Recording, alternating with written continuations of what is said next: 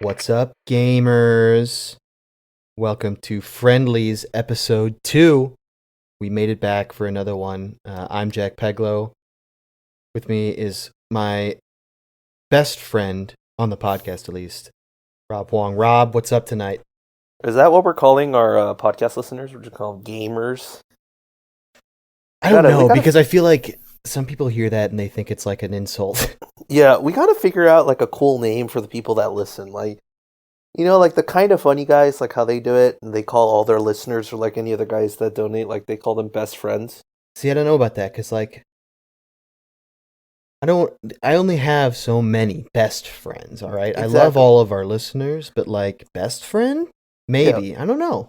Gotta figure out something fun to call these folks, though. You know, like BTS has their like army fan base, right? Like that's what they call themselves. We need something like that. I don't know if we're gonna get that right away, nor will we have a big enough following to have a name for our fan base. But yeah, I feel like something like that has to happen organically, you know? They just got to start calling themselves something. Whoever our listeners are, like our 5 listeners, they just got to start calling themselves something, and then it'll just stick. Right, exactly. But that's something, that's a bridge we'll cross when we get to it. Because for now we have to do this podcast, and today we have some interesting and some juicy stuff that's happened over the past week. We have new NPD sales numbers, which are bonkers. We have a bunch of new updates for popular games that are both exciting and maybe a little depressing, depending on how you look at it. Yeah. We have Esports on regular TV, which has happened before, but like probably not in this way. Yeah. We got a lot to talk about. Yeah. And remember, we were planning to record earlier. We're recording on Tuesday. Mm-hmm. And then we delayed it a day, and then all this news drops Tuesday. Yeah, you were very prescient, however you say that word. I forget. Call me Rob Stradamus. That's right. But let's dive into to our first topic, round one. The sales numbers. Sheesh. I mean, sheesh doesn't even begin to describe. You have some numbers pulled up here, but this has been a boon month for the video game industry, and it's not hard to guess why. But even if the reasons are sad, it's great to see things going so well. So like, hit me with those cold hard numbers. Let me hear just how successful. You want to hear these numbers? I mean, we got them from a bunch of sources, but the first one comes from Jeremy Winslow at GameSpot. The MPD group has revealed some new statistics about the video game industry, concluding that spending on accessories, hardware, and software in March 2020 has increased by 35% in the past year. Total revenue up to 1.6, most spent on video games in a March month since March 2008, which they spent $1.8 billion. Software sales grew 34% in March 2020 to $739 million compared to last year. And it's another milestone, apparently, because it's the highest it's been since March 2011's $787 million. That's so much money, dude. Hardware sales, 63% increase to $461 million. Nintendo Switch sales more than doubled compared to last year, setting an all-time record high for March 2020, and besting the previous record set in the system's launch month. Meanwhile, PlayStation 4 and Xbox One grew by more than 25%, with the first quarter's console spending increase by 2% to $773 million. Accessories and game cards also increased by 12% to $397 million. And this was the fun one we talked about before, which is the Nintendo Switch controller becoming the quote-unquote best-selling individual gamepad, and the DualShock 4 generating the quote-unquote all-time single-platform high for gamepad spending in a March month. And also, headset sales set a new record in the March month with Turtle Beach's Ear Force Stealth 600 wireless headset for Xbox One becoming the best-selling headphone in both March and the first quarter of 2020. Can you say that name again? That's such a video game ass name for a headset. Turtle Beach's Ear Force Stealth 600 wireless headset for Xbox One. Like, just throw in like a couple X's and so like a many 420, words. and that's a gamer tag. Like, what do you think the next rendition of that headphones becomes? Like, is How do you iterate on that 700? Is it 650? Like, what do you call the next one? Right. Who knows? But so that stuff, that all of those are bonkers. But like some of the gamepad ones, like you said, we kind of highlighted that before. That's so fascinating to me. Like, we have a new king. The DualShock is the new king. But like, you and I talked about this last week. Even we love the Pro Controller, and it is doing insane numbers because everyone wants it in their hands. It's so comfortable. Yeah, I mean, once you play with it, I think you can't really go back to playing with like the Joy-Cons on that like slide thing that you get when you buy the Switch. I think you just naturally gravitate. I mean, even when I'm And the Pro Controller lasts like 17 days. Yeah, like even when I'm out, I think when I take my Switch on the go, I always still pack my Pro Controller. It's just like I just do. Like that's just part of the routine now. So like yeah, it's man, still the best controller of this generation of video games in my opinion, but that's another conversation. But yeah, I mean this is incredible, right? That you can't I just checked before we started recording when we were talking is, can't find it on Best Buy, can't find it on GameStop. I'm pretty sure you can't find it on Amazon. Yeah, the Switch. And you also can't find any refurbished versions of any of it, whether it's the regular Switch or the Switch Lite. So, holy moly, like people are buying up these games. And you were talking about how people still can't get their hands on Ring Fit Adventure. You haven't been able to buy Ring Fit at retail price for like months, since before quarantine even started. So it's crazy. You can clearly tell that not only is this a device for like family or Nintendo fans, but it's become this thing where it just becomes a part of your lifestyle, right? Like, I mean, you and I and a few of our friends, like we've had the Switch for quite some time now. And it's just so easy to like play a game on the Switch on your TV and then just like pop it off and take it with you to bed and then just play a few minutes more. Like, if you're playing Animal Crossing, you just hop on, do a couple more chores, and then you just turn it off and you just put it by your bedside. And then, you go to bed. Like, it's so you don't have to like feel connected or, constrained by wherever your TV is anymore. And I think it's even more popular because people are in quarantine and you can walk around with the Switch, like, just around your house or wherever you are, and you can still play it. And it's just, oh man, it's so nice. I want everything on it. Like, if Persona 5 launched on Switch, I would have a struggle with myself to avoid buying that game for like a third, 2.5-ish time. I mean, that's the same with me in Final Fantasy VII. I bought it for the Switch the week before the remake came out, and I think like the third or fourth device I've bought it for. Like I have it on Steam, I have it on my Vita, I have it on my PlayStation 4, and then now I have it on my Switch. So yeah, I have it on 4 devices. It's insane. So yeah, so the Switch is absolutely the MVP of this month overall, and it's on the back of the hardware sales, and the reason the hardware sales are doing so well is because their software is doing well. That's sort of how it works. And the big one is Animal Crossing, which has had an insane launch. And we should note that when it comes to NPD numbers for Nintendo, at least, that's only physical copies. That's not digital. That's just physical. And just the physical sales of Animal Crossing make it the third best launch of a Nintendo game. It's only behind Smash and Mario Kart 8, I believe. Right, and like, I mean, I'm just looking at just our group of friends alone. I'm thinking out of the what 7 or 8 of us that play, I think all 7, 8 of us have the digital copy of it. I don't think any of us have the physical copy. Because everybody switched to digital when Yeah. Amazon's shipping and Best Buy, when all the shipping got backed up. Exactly. So, just taking that into account, I mean, granted, it's a very small sample size, but taking that into account, like, and that just means, how many people are actually going to stores or waiting, or, just even wanting to order items to get delivered to their house these days. Mhm. So, like, it's just crazy. You just know that it's just so accessible to you now. You don't have to go out of your way to buy video games. You just need internet connection.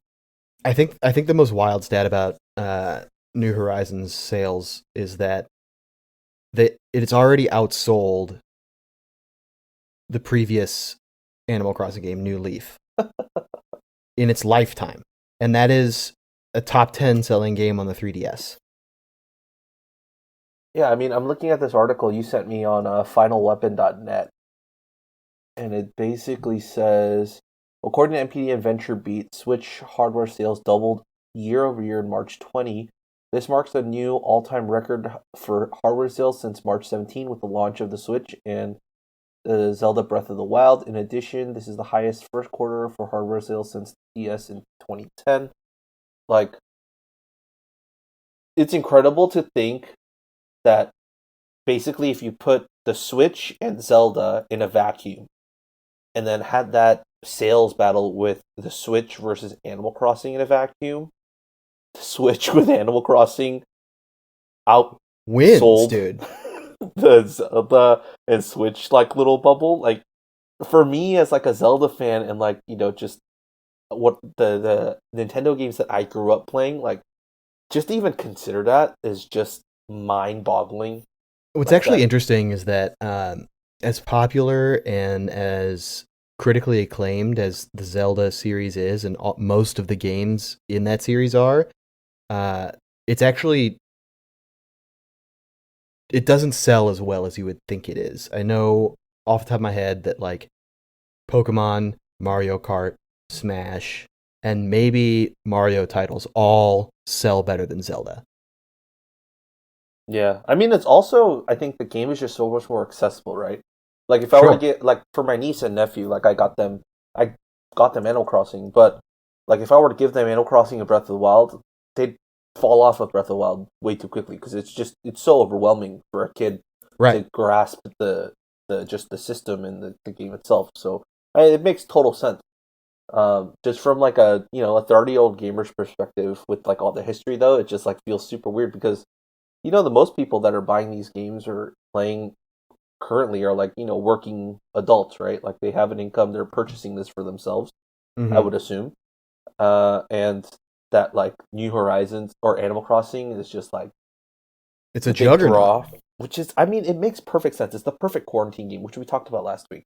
Mm-hmm. But yeah, it's still crazy to consider that. Yeah, it's insane. The fact that both Xbox and PlayStation had a 25% jump year over year for March, and it's like an afterthought, Mhm. is crazy. Yeah, Nintendo right now is just like, why can't we make more faster? Like, that's Right. pretty much like all their board meetings right now, right? Like, I saw a stat that they planned on making 22 million new Switches for the rest of the year, and people are like, that might not be enough. yeah, yeah, I'm pretty sure you're right. I mean, you think of what's coming out for the rest of the year, which they haven't even really announced what's coming up in the second half of this year. Blade.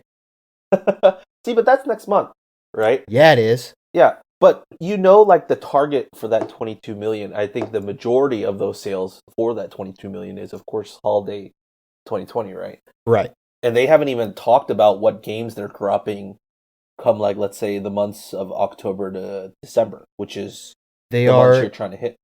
they are hustling. They just announced tonight that they're putting Splatoon back out as a demo for free Yeah. They're bringing back a Splatfest after those are supposed to be done.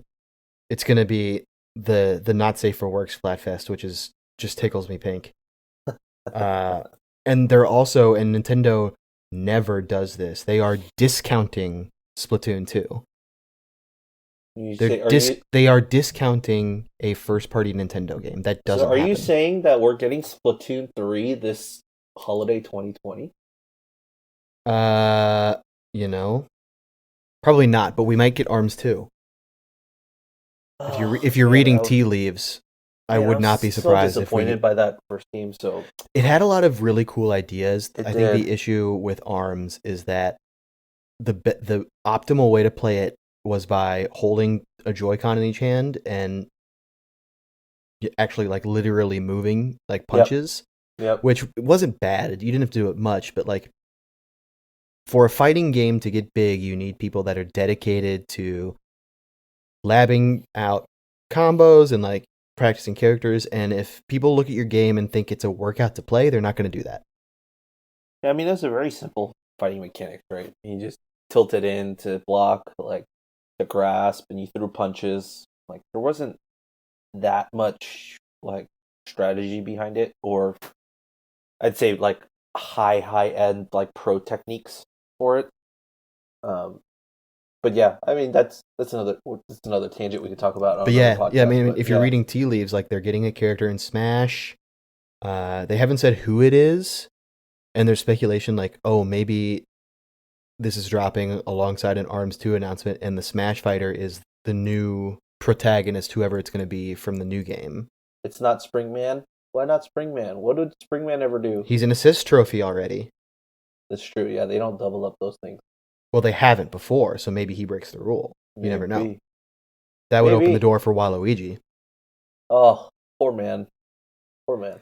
Anyway, let's do this pro transition here. We're talking about how well Nintendo and Animal Crossing has done, and Animal Crossing is capitalizing on that by dropping a huge update. The 23rd, I believe. So yeah. This Thursday. Yeah, they just happened to just drop like this. Was it like a? Was it even on YouTube? It was just on Twitter, right? Like they just tweeted it out. Yeah, it was just like a 1 minute 30-second video on Twitter, just like, here's what's coming in May. Mm-hmm. Just out of the blue, just dropping it. I mean, I have the list down from what I remember seeing. Let me just read it off to you, and you tell me if I forgot anything. Round 2. So we have shrubs. We can now plant shrubs. Awesome. There's an expanded museum to feature art. There's new vendors, one of which is a boat that sails up to your dock, which you can buy art pieces from. That doesn't seem shady at all. And then I'll let you finish, but this is your first Animal Crossing, right? Yeah. Okay, I'll let you finish, and then we'll double back and we'll talk. Walk me through it. Walk me through it, Jack. No, finish the list first. Earth Day, stamps, like a stamp event that you go around your museum like collecting stamps, and I think other places too. And then the May Ticket Festival, just to take like, it's like a Nook Miles ticket, but it's just like specific for May. So, but that's all I wrote down. Jack, take me on a walk. Take me on a walk through all this Animal Crossing updates.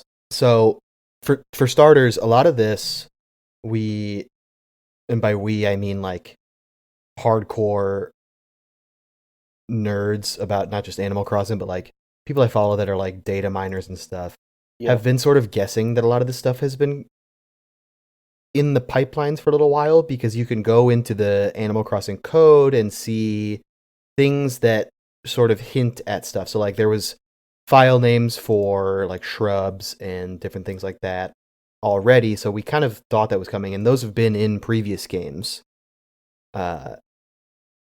So it's exciting to see that. It's dope, because any way I can make my island look prettier, I'm all for.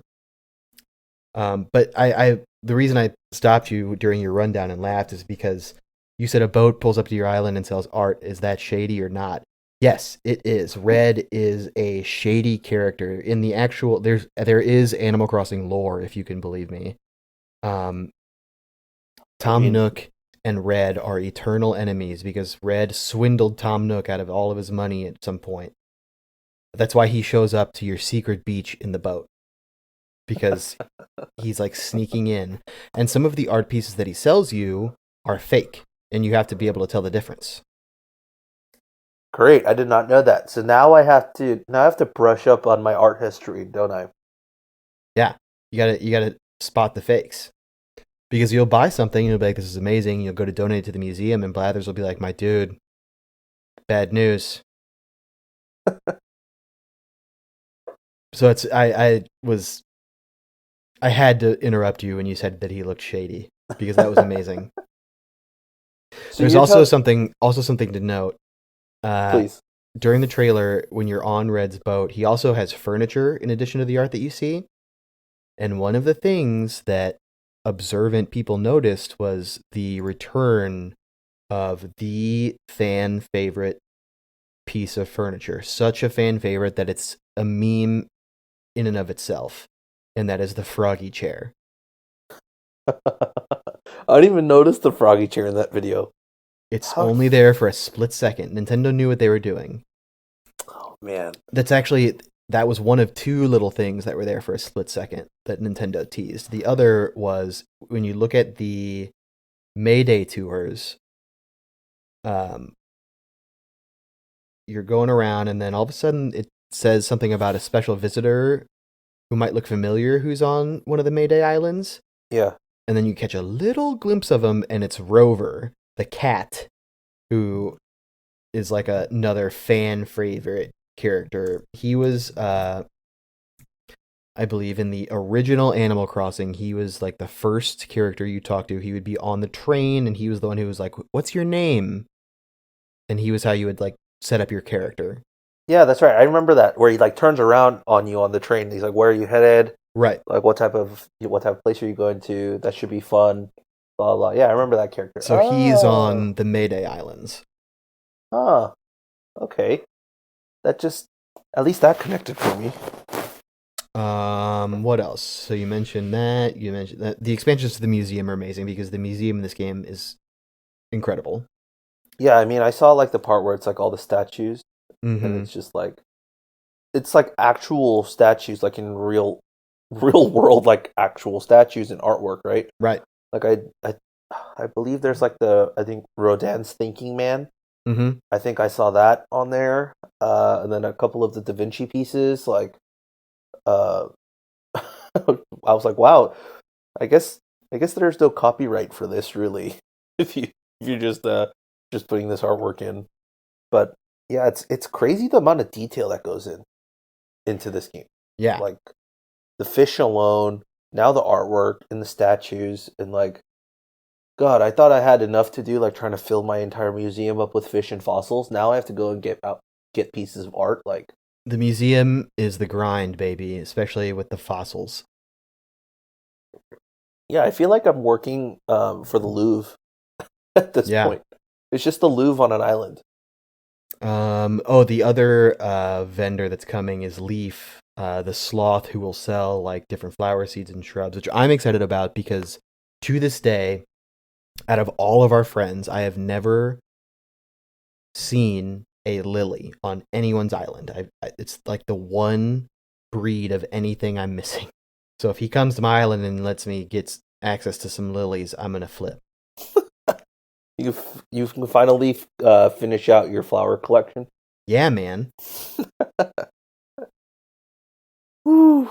I mean, yeah. I mean, Oh, and then the wedding thing, the yes, the wedding wedding season, thing. That's the one thing I didn't write down there. which has another returning pair. So Reese and Cyrus are the llamas that you saw getting married, and in New Leaf, they were the ones that ran like the shop, and Reese would like be the one that customized your furniture and stuff. Yeah, yeah. I thought that was super cute. The wedding thing Totally. that they had set up, and I was like, oh, I know those llamas. Um, but yeah, they're adding so many things, and it's like, how long has this game been out? Like a little over a month now, or a little less Mm-hmm. than a month. And they're adding so many. Like we just had the egg festival and all that, and now we're getting like an entire month's worth of events and like new collectibles and basically a brand new library of like things to get, right?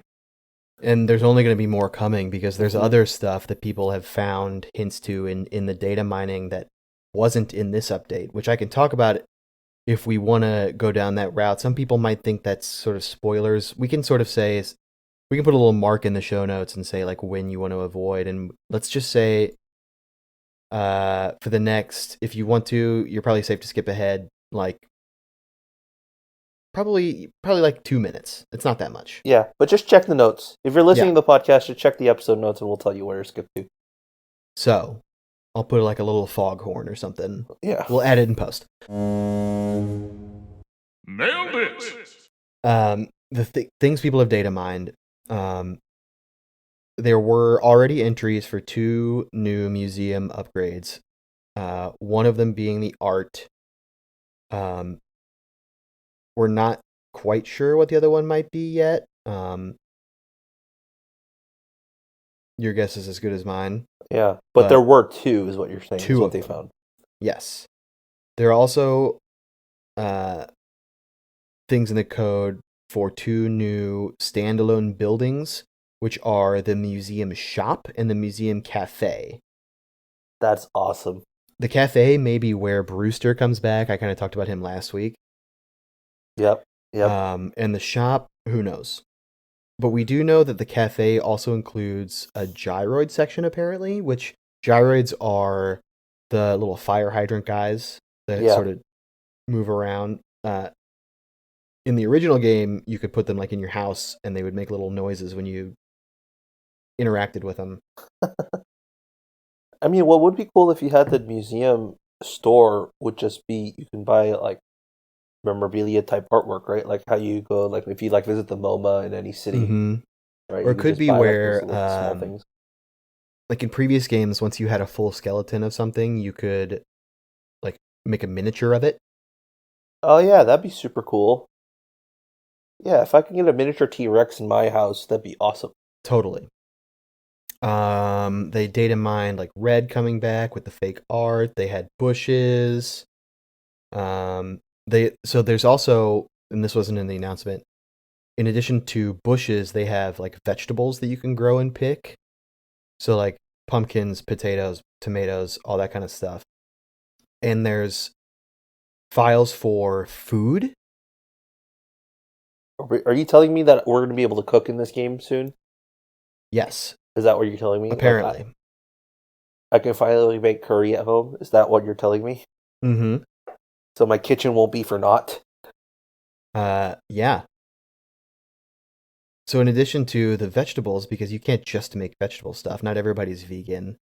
There was a mechanic in old games where you could go diving and get different kind of fish than you could just fishing, and that is also in the New Horizons files. So you're going to be able to get like seafood too. Oh, that is awesome. I can make myself like a lobster roll. Right. That's awesome. That is awesome. I can't wait. I mean, that was one of the things like that I loved about like playing Stardew Valley was just their system of just like you could do everything with everything that you like catch or farm. Mm-hmm. And like that's the one thing I didn't like about Animal Crossing, and like just my one qualm is like you can make like a swimming pool, right?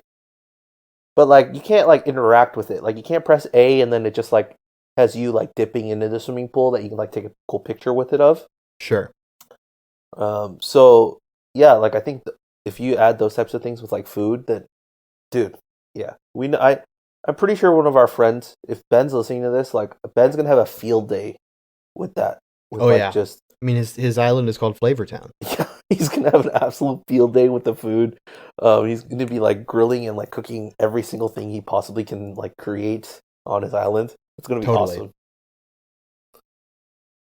I think there's also Red being there and him coming to the secret beach sort of confirms one of my suspicions that these locations on your island, like the secret beach is one of them, where they look like they're just kind of there, are there for a reason, which confirms my suspicion that in the summer we're going to get an event with a character from New Leaf and other previous games, Cap'n.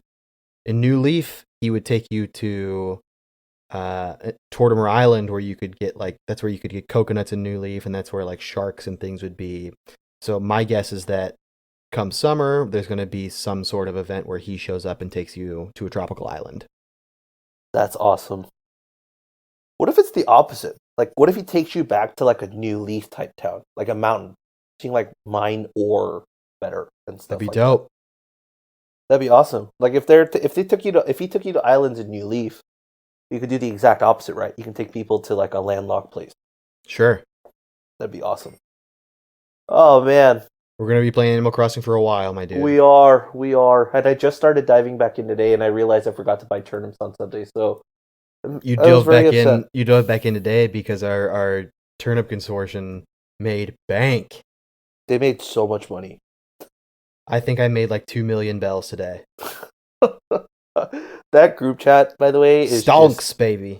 oh my goodness, is ridiculous. It's insider trading for Animal Crossing. That's what I'm calling Yeah. it. Have you seen all of the posts about people like literally selling villagers and hot, rare like do-it-yourself recipes for real money? Oh my god. Real money. Yeah, I don't Like, even want to know that how people are doing it for villagers, but like I can imagine people doing it for DIY recipes, like especially because there's just so many, and there's probably a particular like one you want, and it's just you just need to be able to like get it from someone, right? So yeah, villager slave trading has always been the dark underbelly of Animal Crossing games. the fact that that's a thing Oh just yeah. is baffles Oh the yeah. mind. People Oh, that's stand hilarious. villagers. They want the ones they want. I'll stick to Aurora and Sly. Aurora, I love Aurora, my penguin friend, and I saw Sly one the today. alligator. There's I forget the villager's name, but there's a cat that has it's heterochromatic eyes where your pupils are different colors. Yeah. Oh, that's Uh, pretty cool. there's a cat villager that has that, and he was going for, I kid you not, like 1,000 human dollars. My gosh. Now, if anyone is, that's the list price, so I don't know if anyone actually bought that, but I mean, why would, and I don't know why you would, because you can literally buy an amiibo card that puts him in your game for less. yeah. Oh man, I had no idea that that was actually a thing. Yeah, Wow. All yeah. right. Today I learned. That's that's crazy. Um, speaking of creating things, There you go. we got we got another Nintendo update, right? With Yes, Mario a big Maker one. It 2. actually just hit. It's live now. It is live now. Okay, I thought it was just an announcement today, but I mean, you're the Mario Maker guy that I know. So run me through this. What's updated? What's good? What's all this stuff? Yeah, I played the shit out of the first Mario Maker, and I played a lot of Mario Maker 2, but not as much. And we'll circle back to that. But the update is huge. There's a ton of things that people have been sort of asking for a long time. One of them being a unique mushroom that turns you into the Mario Bros. 2 version of Mario that could like pluck things out of the ground, and you can do a lot of different interactions with stuff with that. They added the frog suit from Mario Bros. 3, the power balloon from Mario World, and then a lot of like unique new power ups that are specific to Mario Maker. Like you can turn into a bullet bill and like fly around. You can put on a Goomba mask and enemies will not aggro you. Uh, what else? There's like a POW block hat. Like it's wild, and I'm sure people that are good Mario Maker creators are going to have field days with this stuff. Have you ever watched people play Kaizo levels?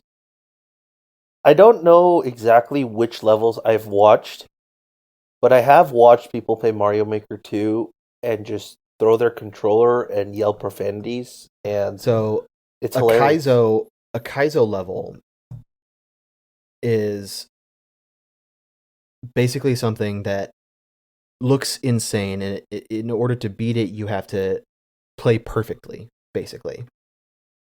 It's anything that's like incredibly high difficulty,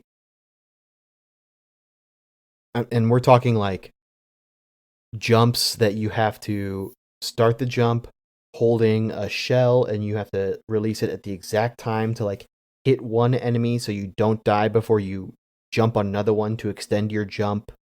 It's insane. Right. Yeah, those are the types I've seen. Like I've seen the one with like the woodcutter like axes Right. and everything, and And I think one of the main points to make it a Kaizo level is like you have to time jumps perfectly so that you hit blocks to extend them that are invisible. So the only way to like figure out where they are is by trial and error.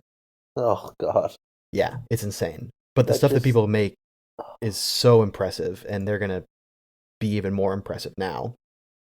the crazy part about Mario Maker 2 for me is that these guys that create such intricate maps still find a way for people to actually beat it. Well, you Right? have to, in order for a mat or a stage to be published, you have to beat it start to finish. Okay, so these guys that are creating aren't just creating for the hell of it. Like They have to they're beat it actually beating it too. because it Huh. won't. You can't share a stage unless you can beat it in one go. Yeah, I mean I've seen some of those numbers on Because some of those that's how they maps. avoid people posting unbeatable stages. Yeah. That makes total sense. Now, I some had no people will idea. cheat.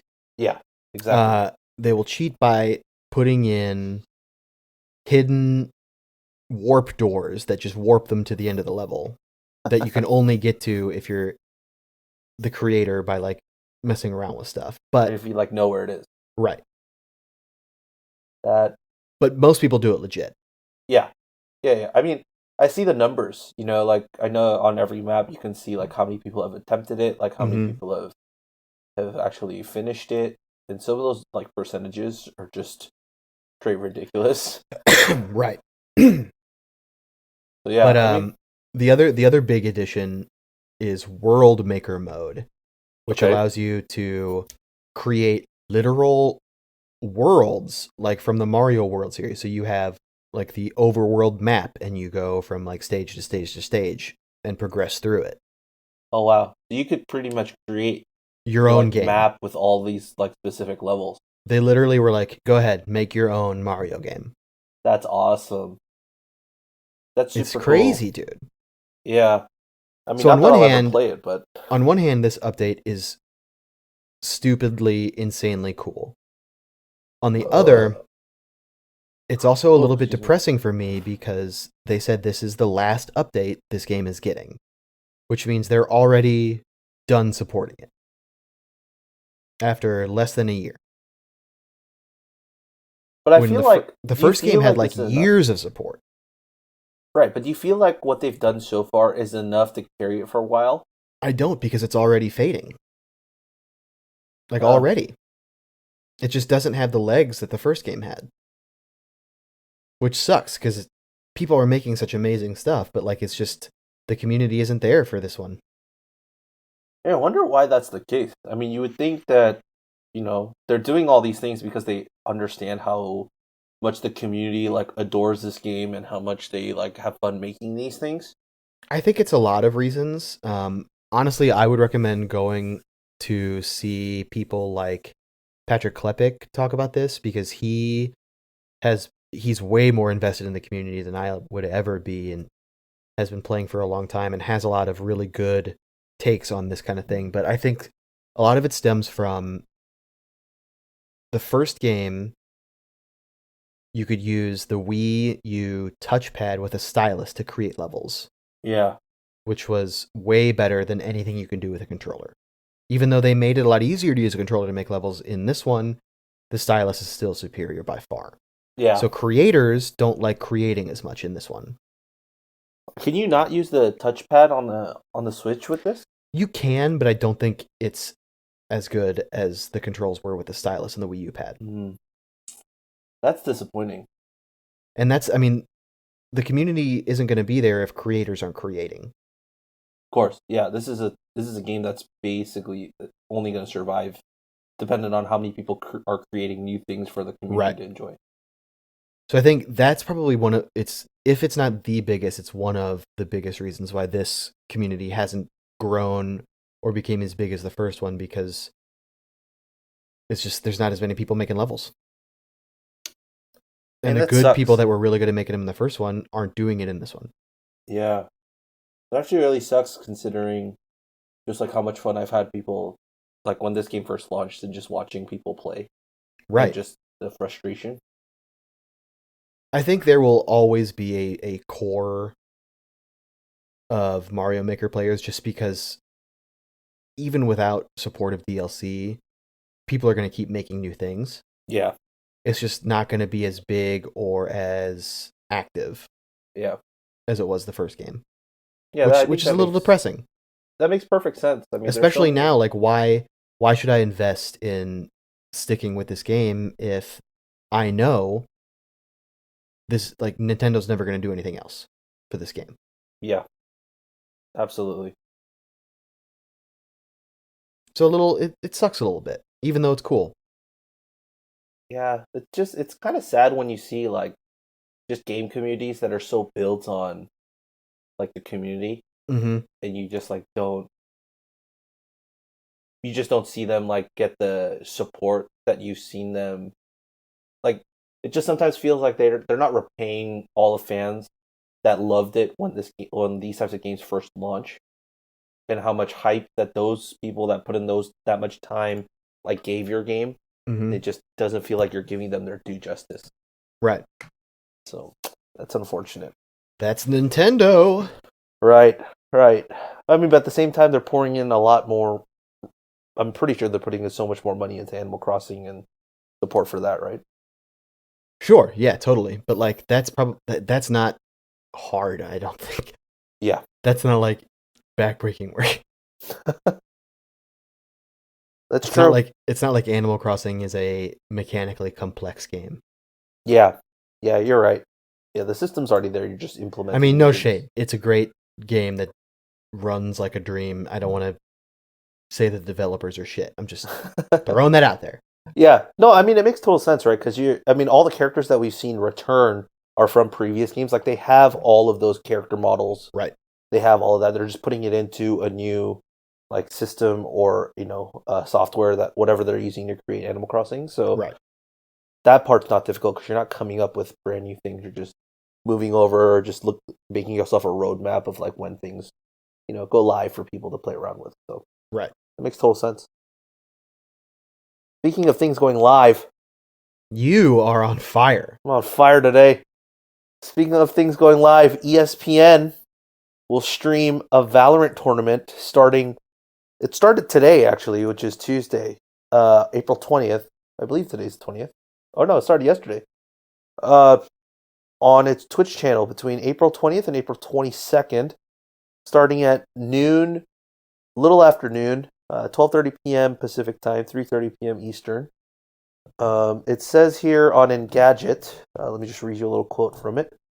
This isn't part of a larger circuit, but the 18 tourney will include plenty of pro level players that include Rainbow Six Siege champion Troy, Canadian Jaroslavsky, CSGO champ Tyler Skadoodle Latham, and Fortnite World Cup runner up Harrison Salm Chang. The competition isn't airing on TV despite the dearth of live sports, but it's still a significant moment. Valorant only entered its closed beta testing earlier in April. While it's easier to score an invitation than it was at first, the game isn't widely available yet. ESPN's involvement suggests that Valorant might get some traction in a sometimes finicky esports scene. Jack, what are your Yo. thoughts on a game that's in beta, not even an open beta, a game that's in closed beta, Closed-ish. yeah, ish, getting a tournament on ESPN streaming service? If it was any other game, I would be surprised, but I'm not surprised at all that it's this, because it's backed by Riot. Right. Like, they've already invested so much in this, and this is literally a game designed for esports. Right. So I'm not surprised. I am excited because one, it's dope. Valorant's fun to watch. The talent playing in this is insane. Like you mentioned a couple people, but like I'm looking at the rosters right now, and you Uh-huh. have a lot of names on here that are going to get you excited. Like people that have been watching Overwatch for a long time. Like Kefri is probably a name that you recognize, who was like a Widowmaker savant when that game first came out. He's playing. You have like Mendo, who was in Overwatch League at some point, I believe. I'll have to look that up at some point, but Yeah, it's still crazy. it's wild. Yeah, I mean, to get a game that's in beta as a tournament, like the amount of money that's invested here, that's just insane to begin with. Um, but yeah, I mean, I've been watching a lot of this. I still haven't gotten a beta code yet, but hoping I get at some point.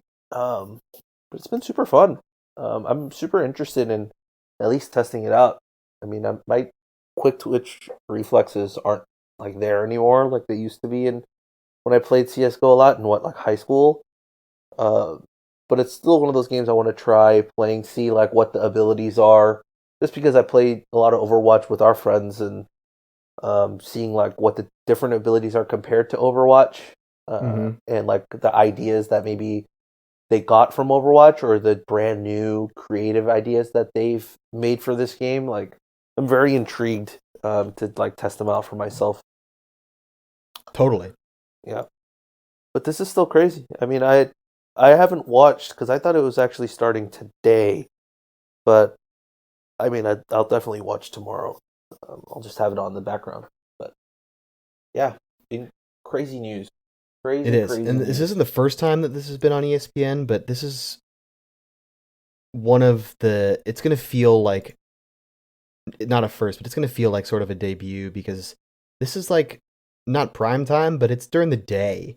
Yeah, Like the biggest esports thing on ESPN that I can remember was way back, like 5-ish years ago when they played Heroes of the Dorm, and all of a sudden, like late night college football Twitter found it. yeah. I still remember when they did Heroes of the Dorm. Like that was incredible. And I remember watching the finals too. I believe Cal was in it one year. But this is So this is going to be a good game to make this sort of debut on ESPN during the mhm. day because it's a fun game to watch and it's easy to understand what's going on. Yeah, very So very pretty easy, and it just looks cool too. It's just super easy to like. It's just aesthetically pleasing as well. definitely, Like that like cell shaded like cartoony look. Just always works well for a game like this. and the abilities are flashy. Yeah, It's gonna. I think it'll do well. yeah. I'm excited to watch more. I'm excited to play more. Um, but these games are all quite ahead of us. So we're going to transition now and talk about the games that we're playing right now. And Um, and I know you've been chomping at the bit, so mm, let's yeah. let's just let's dive right in. All right. Let's do it. I guess for me this week it hasn't changed much since last week. Neither of Actually, us have changed it's true. It might start changing starting like tomorrow. Um, but because you finished. I have rolled credits on Final Fantasy VII remake. Um, Oh, man, what a bittersweet moment. I mean, I still have a Yeah, lot to you do. finish a game you love. It's good and bad. Yeah, I mean, I still have a lot to do, so I'm definitely going to dive back in to try and 100% this game. Um, try is the key word because I guess we can. I guess we'll go into spoiler warnings here. Um, but before I go into spoiler warnings, I'll just say it's a great game. I highly recommend it. And like the game at the end is setting you up to want to play more. Like not of just like going back and playing this remake, but like setting you up to like I need the next one. And I didn't think I would get that emotion quite as soon as it ended. I thought I would have like this a little bit of a gap and saying like that was a smart like sweet ending. But no, like I'm ready to jump into the next one. So with that being said, flashing lights. Spoiler alert. Spoiler alert. Spoiler alert. Honk. Honk, honk, honk. And we roll into the spoilers. Wow. Wow, wow, wow, wow, wow. All right, Jack. Since we talked about this, and you told me that you're probably not going to end up playing this game, so you don't really care about spoilers. Can I make an admission? I've never Please. played a Final Fantasy, Wow, and I love JRPGs. yeah. That's actually quite interesting. It's not that I don't want to. It's just like I'm disappointed. I just haven't. Well, do you ever think you'll ever dive into it? Yeah, I wouldn't say never. It's just like there's other like this one came out when I already have Persona. Yeah. Already have Animal Crossing. Like Yeah. and You just like need the, Xenoblade is the coming. stars to align for one. Yeah, it's just I have other games I want to play. Yeah, which totally makes sense. Because games are constantly coming out with new ones. All right, but I'm gonna do a short spoiler cast on this. So what would you want to know? Do you want me to talk about like the plot and what happens and how they set up the new one and how mind blowing it is, or I want you to tell me what I want. First of all, your initial impression as you're going through the ending. You beat whatever final boss is there, and credits start to roll. Compare that feeling with your first time beating the game. the original game. Yeah. The original game is kind of like it's like playing through a movie, right?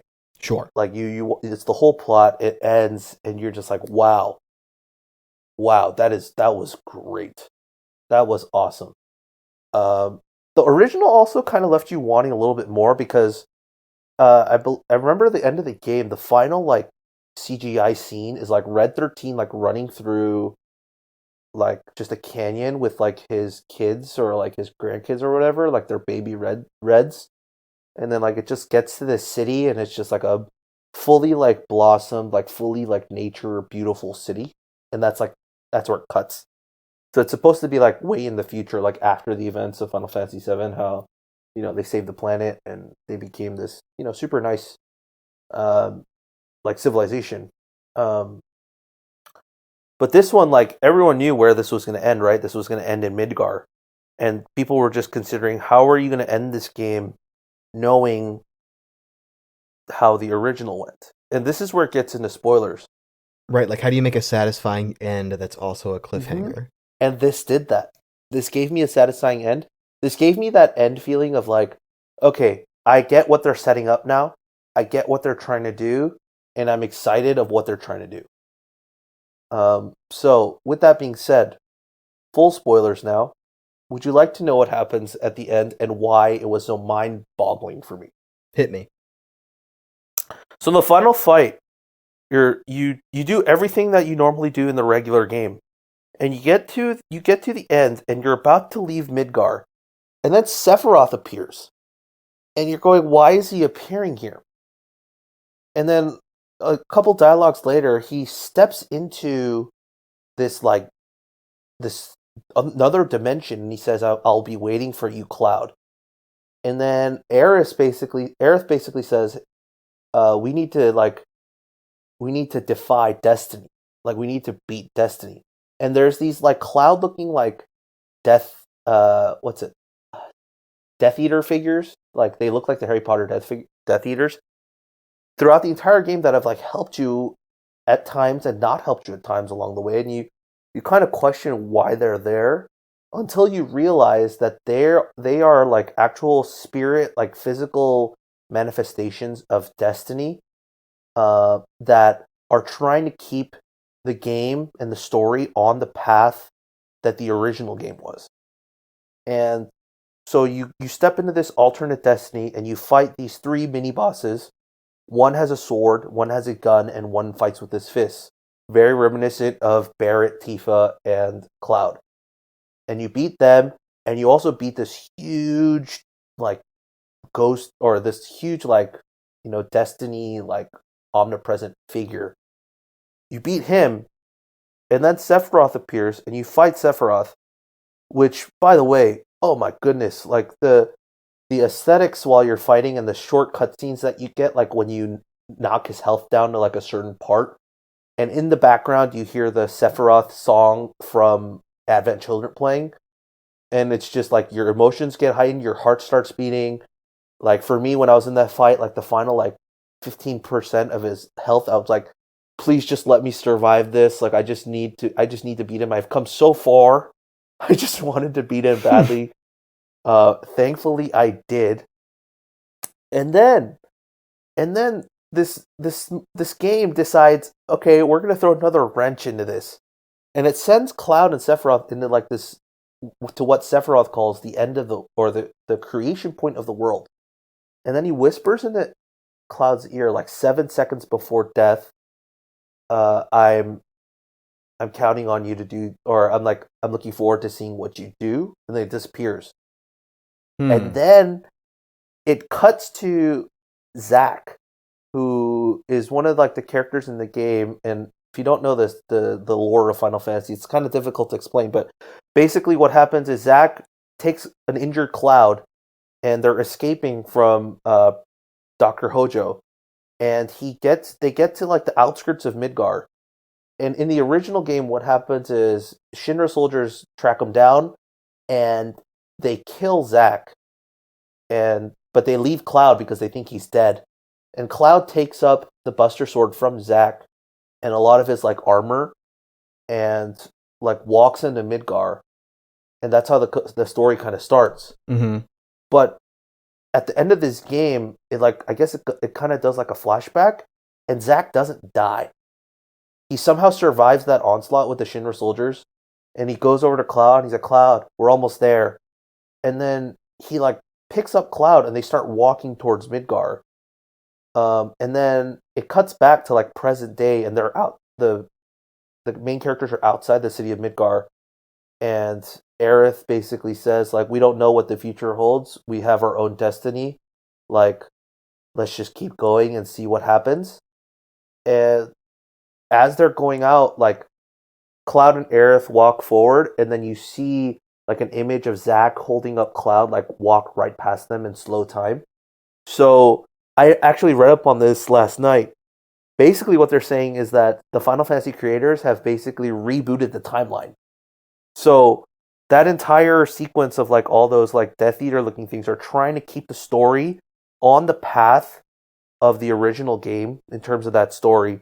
And the three like manifestations of the original three characters are trying to keep a hold of how the original game went in order to maintain that like that's where they got to, like that future of like everything, them beating Sephiroth and them saving the planet, because they didn't know any other path.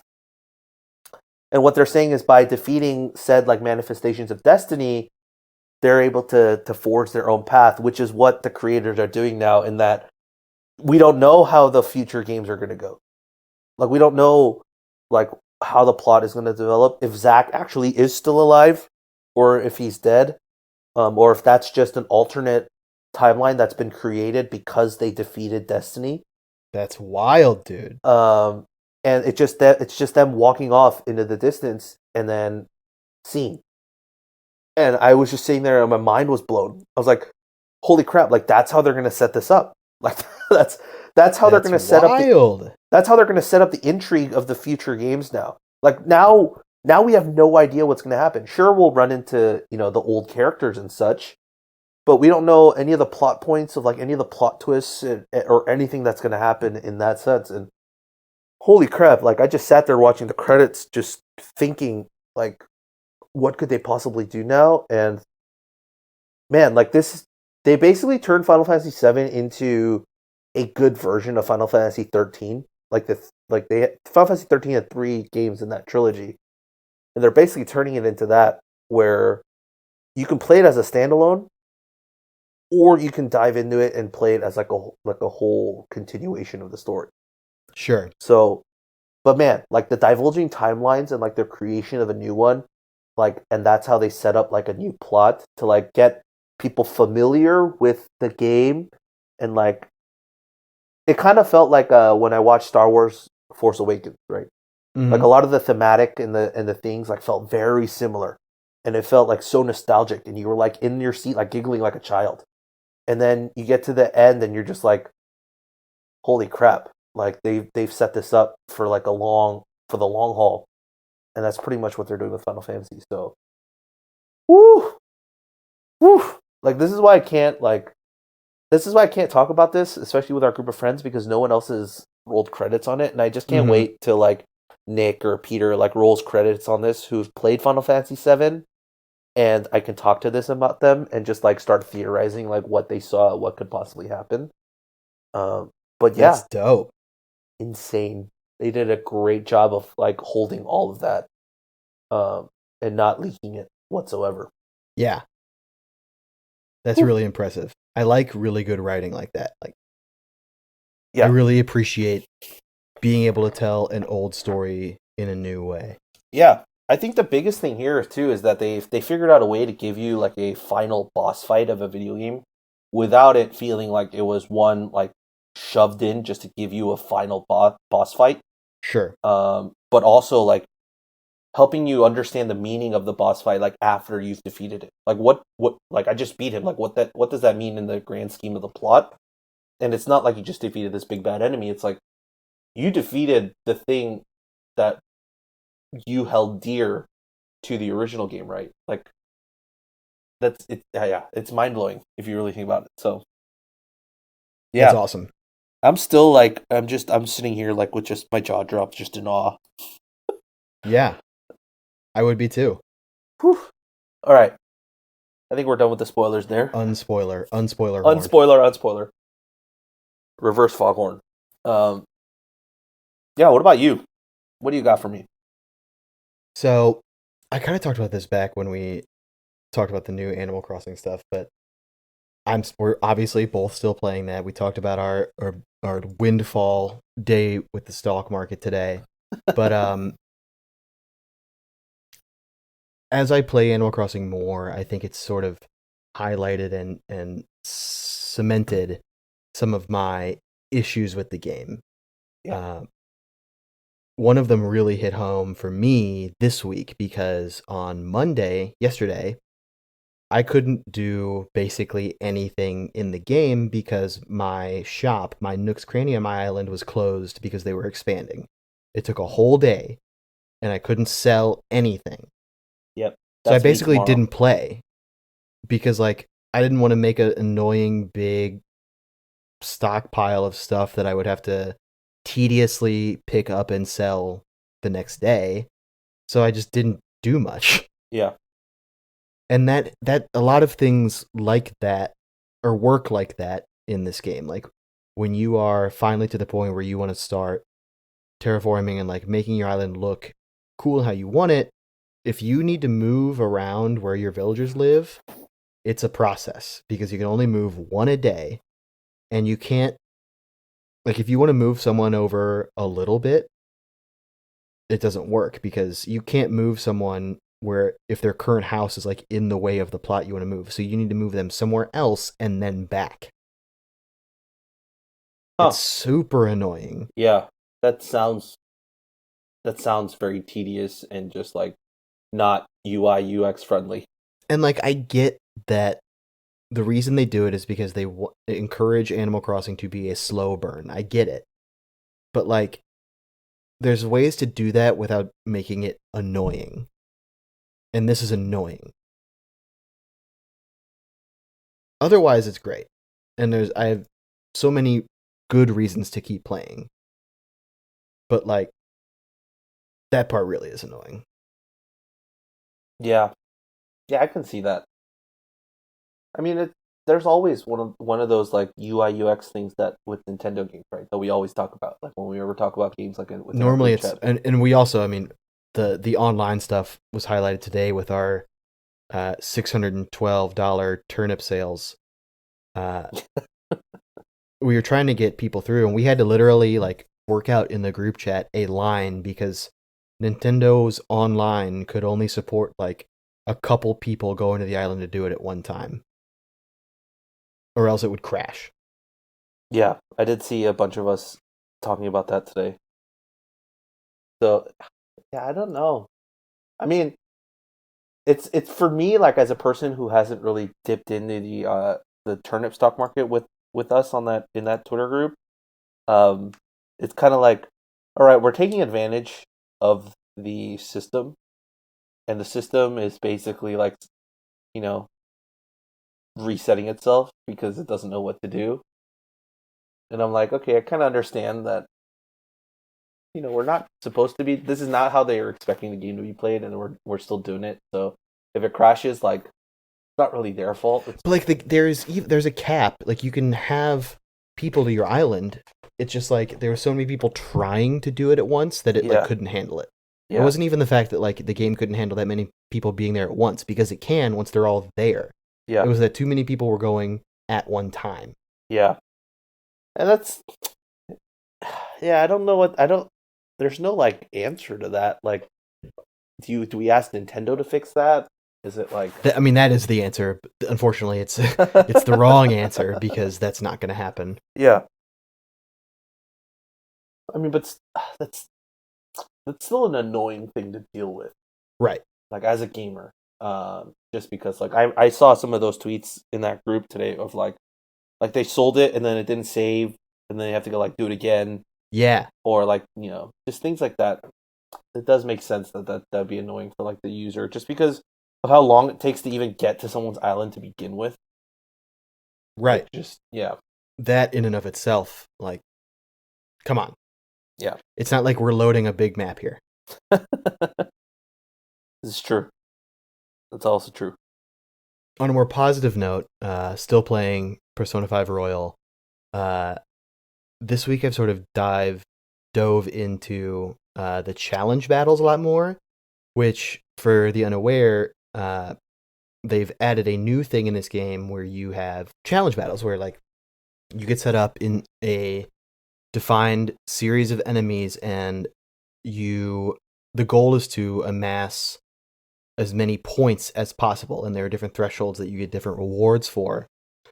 But you do that by doing like just the base level doing damage gets you points. But then they have multipliers. So if you do specifically wind damage, or if so like for the first challenge battle, it's wind damage and damage from Anne nets you bonuses. Huh. And that you will be so surprised to hear is like really, really hitting the spot for me because not only do I get to optimize like my own persona and all of their stuff, but this is challenging me to optimize like the group's tactics and set stuff up to like make certain things happen, and I am loving it. Yeah, I think the games that do that, I think, are some of the best games. Is where they force you to Not force, but encourage. right, or Because these are at totally least try optional. to. Like you could go through the whole game and not do any of the challenges. You don't need to at all. Yeah, But I if mean, if you're someone that likes that, like me, there's a lot for you to dive into. of course. And I'm probably, now that I've really dove in and enjoyed them a lot, I'll probably buy the like $7 DLC that they have where you can challenge the protagonists from Persona 2 or from Persona 3 and 4. Oh, that's pretty cool. Yeah. Yeah, I mean, that was the case for me in Final Fantasy VII, is because there's a lot of times where you don't have like all four of your characters. Like there's like a portion towards the end game in Shinra Tower where you're like split up 2 and 2. Like it's like Cloud with Barret and then Aerith with Aoife, and then you kind of have to like flip flop back and forth like to solve puzzles. Mm-hmm. And it like forced me to change characters and like figure out different like set different items and different weapons for those types of combos, because it's so different playing with just 2 versus having 3. Like with 3, it's usually like you have 2 fighters and 1 healer. With like 2, it's like, what are you gonna do? Like, are you just gonna try to go all out attack and just like, clean it up before your HP hits 0, or are you gonna do the slow and steady with like one person a bit, magic or long range healing, and then one guy up close like doing the heavy damage? And it like made you adjust that like every time like any types of those scenarios happened. And I think those are usually the best games where they kind of encourage you to do that and adjust on the fly, just because it kind of teaches you how to use like the deeper mechanics of the system that they built, right? Right. And the characters, the attributes, and all that, and not just like focus in on whatever you like initially started off with and what you're attached to, because you might find something that's more fitting towards your playstyle if you were encouraged to do that. So Totally. yeah, that's definitely something I'm going to try now. I mean, Persona 5 Royal or Royale is next on my list of playing. That's probably when we'll start later this week. So yeah, because I remember the first time I played, my characters pretty much stayed the same. I rarely used other characters. Mm-hmm. Unless I had to, like they were forced on you for like specific dungeons. Sure. So yeah, I totally think that that's something I'd do. But that's interesting. I had no idea that they actually had challenge battles like that available. So I mean, that's more hours poured into a great video game, right? Yeah, exactly. Can I ask a question on that? Like how long do these challenge battles last? Well, the first one at least, like there's literally one of the challenges is like doing it under a certain like 13 turns, I think. So like they're not long. Great. Okay. Yeah. Then even better. More time to knock a bunch of those Especially out. like if you're optimizing, Yeah. you want it, I mean, the goal is to do a lot of damage, so it should go quick, you know? Yeah. Makes perfect sense. Yeah. Definitely something I'm going to dive into and put some time into. Because I got nothing else to play this week other than Animal Crossing, so. Yeah. Do it. All right. Do we got anything else to talk about, Jack? Or you think that's it for today? I think that just about does it. I think we covered it all, man. Oof. That was a long one. With a lot of spoilers, though. Yeah. I mean, you had to get it out. I had to. There was no one else to talk about. Or there was no one else to talk about this with. Right. So I just had I'm here to. for you. That's why we do this. Thank you. So I think that'll probably do it for us, man. Why don't you let them know where to find you once we're done with the podcast? When you're done, you can find me on Twitter at Rob11HWANG. And you can also email the both of us at friendliespodcast@gmail.com. Just like drop us a line, man. Yeah. We'd love to hear from you if you're listening to this. And if you're looking for me specifically, it's just Jack Peglow on Twitter and Friendlies Pod on Twitter as well. Give us a follow. Give us a follow. Slide into our DMs if you want. If there's anything you want us to talk about. Our DMs are always open, 24/7. We might not check them right away, but they will be always open. They are open. Put stuff in there. On that note, thank you for listening to episode 2, and we'll be back next week for episode 3. Game away, my friends. Game away. Peace.